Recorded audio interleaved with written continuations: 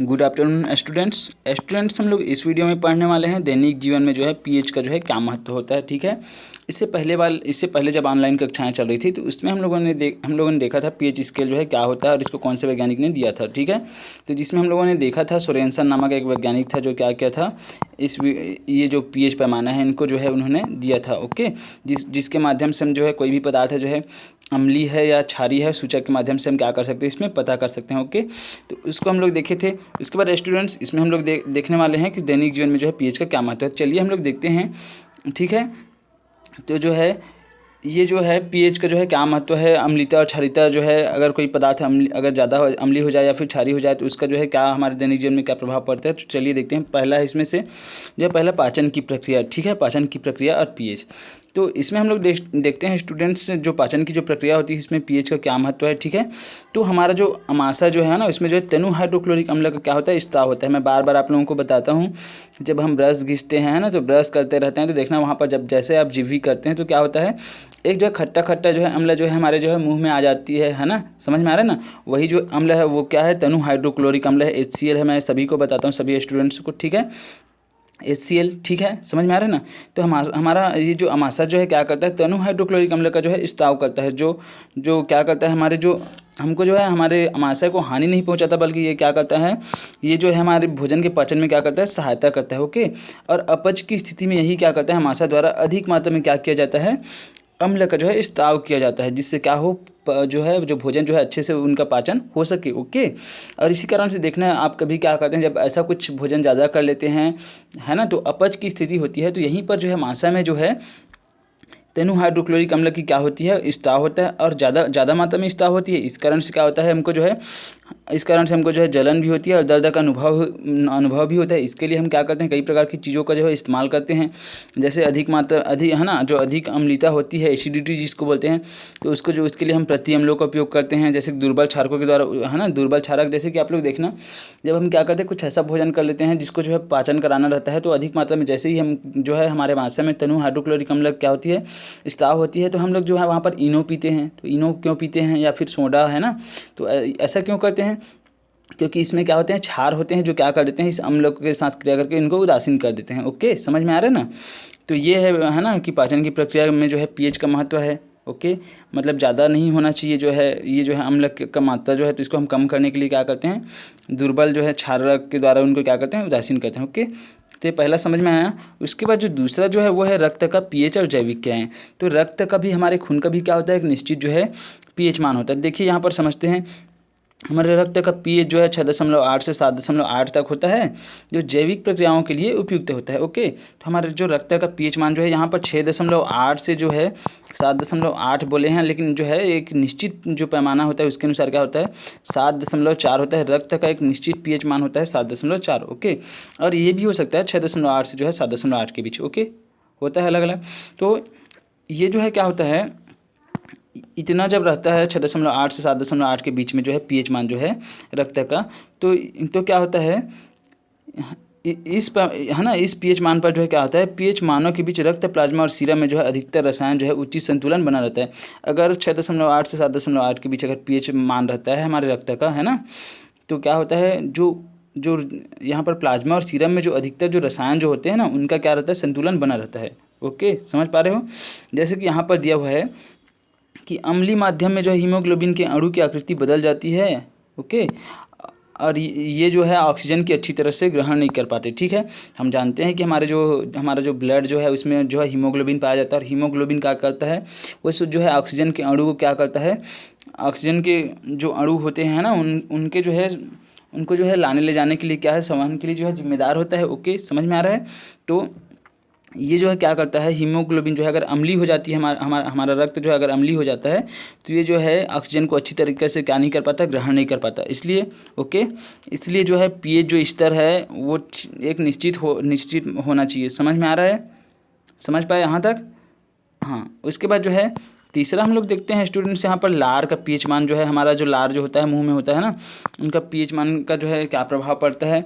तो हमारे दांतों का जो इनेमल जो है होता है वो कैल्शियम फास्फेट से बना होता है ना। दांतों का इनेमल कहने का मतलब हमारा जो दांत है ना, जो सफ़ेद रंग का जो होता है, बहुत ज़्यादा हार्ड होता है। ठीक है, तो वही जो है किससे बना होता है, कैल्शियम फॉस्फेट से बना होता है। ये हमारे शरीर का सबसे कठोरतम पदार्थ है, यहीं पर यही है ना हमारे शरीर का, ठीक है। और ये जो है जल में घुलता भी नहीं है ना, कहाँ से घुलेगा। तो जब हमारे मुंह के अंदर जो उपस्थित लार का पीएच मान जो होता है वो 5.5 से क्या हो जाता है, कम हो जाता है। मतलब क्या होगा, अम्लीय होगा। तब दांतों में क्या होने लगती है, सड़न जो है प्रारंभ हो जाती है। ओके, मतलब कहने का मतलब ये है, हमको जो है जब हम क्या करते हैं, अगर हमारे लार का पीएच मान जो है अगर 5.5 से अगर कम होता है तो हमारे दांतों में जो है सड़न प्रारंभ हो जाती है, सड़ना प्रारंभ हो जाता है, क्योंकि अम्लीय होने लगती है। इस कारण से हम क्या करते हैं, क्षारक युक्त है ना, जो क्षारक जो है दंतमंजन का हम क्या करते हैं, इस्तेमाल करते हैं, जिससे क्या हो सके, वो जो है साफ़ कर सके। ओके, समझ पा रहे हो। तो इसलिए जो है हम जो दंत मंजन या कुछ भी करते हैं वो क्या होता है, इसमें क्षार होता है। ओके, समझ पा रहे हैं यहाँ तक। उसके बाद स्टूडेंट्स उसके बाद हम लोग देखते हैं पीएच और पौधों, है ना। चौथा देखते हैं हम लोग पीएच और पौधों और जंतुओं की आत्मरक्षा। तो पीएच जो है कैसे पौधों और जंतुओं की आत्मरक्षा करता है, तो यहाँ पर देखते हैं स्टूडेंट्स हम लोग। तो कुछ पौधों जैसे बिच्छू है, पौधे में जो है बारीक है ना, बारीक एवं चुभने वाले रेशे या रोम होते हैं। तो आप लोग देखे होंगे जैसे बिच्छू है या फिर ततैया है, जिसको आप लोग जो है छत्तीसगढ़ी में ततैया भी बोलते हो, है ना। तो ये जो है क्या होता है, इनमें जो है जब मनुष्य या कोई भी जंतु क्या करता है, इनके संपर्क में आता है, तो ये क्या करते हैं, उनके शरीर में चुभ करके, जो पेड़ पौधे होते हैं चुभ करके, या फिर जो है जो जीव जो होते हैं जैसे बिच्छू है और ततैया है ना, ये सब क्या करते हैं, ये उनके शरीर में जो है चुभ करके क्या कर देते हैं, कुछ अम्ल छोड़ देते हैं। जैसे फार्मिक अम्ल, चींटी भी काटती है तो फार्मिक अम्ल छोड़ती है, ठीक है। या फिर बिच्छू या फिर ततैया हो ऐसा, तो क्या करते हैं, जैसे ही काटते हैं तो क्या करते हैं, एक अम्ल को छोड़ देते हैं, फार्मिक अम्ल को, ठीक है ना। जिससे क्या होती है, हमारे शरीर में जो है जलन और दर्द का क्या होने लगता है, अनुभव होने लगता है। और इसी प्रकार से पेड़ पौधे भी जो चुभने वाले होते हैं, जो जिसमें क्या होते हैं, अम्ल होते हैं, उनको जो है कोई भी जीव जंतु क्या करते हैं, खाते नहीं हैं, क्योंकि उससे उनको जलन और है ना दर्द महसूस होता है, इस कारण से। और इसी प्रकार जो मधुमक्खी भी है वो भी क्या करती है, एक अम्ल को जो है स्त्राव कर देती है शरीर में, जिसके कारण से क्या होता है, जलन और दर्द होता है। इस कारण से क्या होता है, ये जो है अपना आत्मरक्षा करते हैं। इसी कारण से हम क्या करते हैं, हम उनसे जो है उनको जो है किसी भी प्रकार से परेशान नहीं करते हैं, ताकि हमको अगर काटे ना करके, समझ पा रहे हो ना। और इस प्रकार से उनकी क्या होती है, आत्मरक्षा होती है। ओके, चौथा पॉइंट समझ में आया। अब हम लोग पाँचवा पॉइंट देखते हैं स्टूडेंट्स, मिट्टी का पीएच और फसल का क्या है ना, फसल उत्पादन पर क्या प्रभाव पड़ता है। तो स्टूडेंट्स देखना, धान के उत्पादन के लिए अनुकूल मिट्टी वह होती है जिसका पीएच मान जो है 5 से 8 पाया जाता है, ठीक है ना। और मिट्टी का पीएच इस स्तर से ज़्यादा कम होने पर फसल उत्पादन जो है प्रभावित होता है। इसके लिए किसानों द्वारा खेतों में चूना या राख भी डाली जाती है। ओके, तो कहने का मतलब ये है कि जो मिट्टी जो होता है, मिट्टी का पीएच मान जो है 5 से जो है 8 होती है। ओके, और इस कारण से क्या होता है, ये जो है अगर कम ज़्यादा हो तो क्या हो जाती है, मिट्टी जो है अनुपजाऊ होने लगती है, और जो है फसल का जो उत्पादन होता है वो प्रभावित होने लगता है। समझ में आ रहा है ना। इसी कारण से किसान क्या करते हैं आजकल जो है, रासायनिक खाद डालने के पीछे कारण वही है कि इसको जो है क्या किया जा सके, संतुलित किया जा सके। लेकिन हो क्या रहा है, अभी जो हमारे जो किसान हैं वो तो कभी जो है मिट्टी का जो है परीक्षण तो कराते ही है नहीं, है ना, मृदा परीक्षण कराते ही नहीं है। और क्या करते हैं, खाद को जो है ऐसे ही जो है एक अनिश्चित अनुपात में डाल देते हैं, जिससे क्या हो रही है, मिट्टी जो है वो जो है अनुपजाऊ होती जा रही है। ओके, और इसी प्रकार से देखिए अब क्या होगा, जैसा जैसा जो है मिट्टी का जो है पीएच मान होगा, उसी के अनुसार वहाँ पर जो उगने वाले जो फसल है उनके ऊपर प्रभाव दिखाई देगा, ठीक है ना। तो यहाँ पर जैसे कि यह है हाइड्रेंजिया का फूल जो है, मिट्टी का अम्लीकरण ही क्या होता है, अपने रंग प्रदर्शित करता है। जब मिट्टी अम्लीय होती है तो वह नीला रंग का होता है, और जब मिट्टी जो है हल्की क्षारीय होती है तो वो क्या हो जाता है, गुलाबी रंग का प्रदर्शित करता है, ठीक है ना। तो इस प्रकार से क्या होता है, मिट्टी का पीएच मान भी क्या होता है, निश्चित होता है, जैसे कि 5 से 8 के बीच में। और अगर ज़्यादा हुआ तो क्या होने लगता है, वो जो है फसलों के ऊपर या फिर जो उस पर उगने वाले जो पेड़ पौधे उनके ऊपर जो है वो जो है उनको जो है प्रभावित करने लगता है। ओके, समझ पा रहे हैं ना। यहाँ पर कुछ क्वेश्चन है तो क्वेश्चन को जो है बाद में देखेंगे, ठीक है। उसके बाद हम लोग देखेंगे लवण क्या होता है। ओके स्टूडेंट्स, तो इस यहाँ पर हम लोग देखते हैं लवण क्या होता है। तो जो लवण हम लोग देखे हैं, है ना, तो अम्लीय माध्यम में जो अम्ल जो होते हैं हम लोग देखे हैं, अम्ल जो होते हैं H+ आयन उत्पन्न करते हैं, और क्षार जो होते हैं OH- आयन उत्पन्न करते हैं, आप लोग देखे होंगे, है ना। तो लवण क्या होता है, यहाँ पर देखते हैं, जब भी क्या होती है, अम्ल और क्षार जो है, अम्ल और क्षार क्या करते हैं, अम्ल प्लस क्षार, अम्ल और क्षार आपस में जैसे ही क्रिया करते हैं तो क्या होता है, एक जो है H+ आयन दिए रहते हैं और एक जो है OH- आयन दिए रहते हैं। तो ये दोनों आपस में क्या करते हैं, क्रिया कर लेते हैं और जो है क्या बनाते हैं, लवण बनाते हैं यहाँ पर, ठीक है, लवण बनाते हैं। और H+ आयन और OH- आयन दोनों मिलकर क्या बनाते हैं, H2O, क्या बनाते हैं, H2O जल बनाते हैं। ओके, तो इस प्रकार जो है अम्ल और क्षार जब आपस में क्रिया करते हैं तो एक लवण बनता है, और क्या बनता है, जल बनता है, ठीक है। तो लवण जो होता है वो क्या होता है, उदासीन होता है। ओके, लवण जो होता है वो क्या होता है, उदासीन होता है। और लवण के जो है आयनिक यौगिक है ना, जिसमें क्या होता है एक भाग जो है धनावेशित होता है और दूसरा भाग क्या होता है ऋणावेशित। ओके, एक भाग क्या होता है धनावेशित होता है और एक जो है ऋणावेशित होता है, ठीक है। और उसके बाद जो है इसमें जो होता है कि धनात्मक आवेशों की संख्या जो है ऋणात्मक आवेशों की संख्या के बराबर होती है ना, समझ पा रहे हो ना।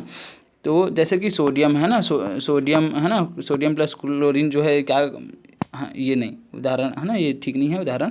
दूसरा उदाहरण हम लोग देखते हैं, एक भाग जो है धन आवेशों की संख्या और दूसरा जो है ऋण आवेशों की संख्या के बराबर होती है और विद्युत रूप से क्या होते हैं उदासीन होते हैं। जैसे कि अब हम लोग देखते हैं ये सोडियम क्लोराइड, सोडियम क्लोराइड क्या है एक लवण है, ठीक है। तो ये जो है सोडियम प्लस में है ना टूटेगा और Cl माइनस में, तो एक भाग जो है धन आवेशित होता है और एक भाग क्या होता है ऋण आवेशित। ओके, तो इस प्रकार से क्या होता है सोडियम क्लोराइड जो है क्या होते हैं विद्युत के क्या होते हैं उदासीन होते हैं, समझ में आ रहा है। ओके, और इसी अभिक्रिया को जो है जब अम्ल और क्षार आपस में क्रिया करते हैं और लवण बनाते हैं तो उसको हम बोलते हैं उदासीनीकरण की अभिक्रिया। और वो जो लवण जो होते हैं वो क्या होते हैं विद्युत के जो है क्या होते हैं विद्युत है ना, वो जो है लवण जो है विद्युत उदासीन होते हैं। ओके, समझ में आ रहा है। यहाँ पर देखिए जैसे उदाहरण के रूप में नाइट्रिक अम्ल जो है पोटेशियम हाइड्रोक्साइड से यहाँ पर जो है नाइट्रिक अम्ल जो है नाइट्रिक अम्ल पोटेशियम हाइड्रोक्साइड से जो है क्रिया करके यहाँ पर जो है ये जो है क्षार है और ये क्या है अम्ल है, दोनों क्रिया क्या बना लिए पोटेशियम नाइट्रेट और जल बना लिए। हमेशा जो है अम्ल और क्षार आपस में क्रिया करते हैं तो क्या बनता है जल बनता ही बनता है, ठीक है। तो ये क्या हो गया ये अम्ल और ये क्षार आपस में क्रिया कर क्या बना लिए, ये जो है लवण बना लिए और क्या बना लिए जल। तो इस प्रकार से जब भी जो है अम्ल और क्षार आपस में क्रिया करते हैं क्या बनता है लवण बनता है। ओके, तो आप लोग जो है ये बाकी उदाहरण को आप लोग देख लेंगे है ना। ओके, समझ में आ रहा है।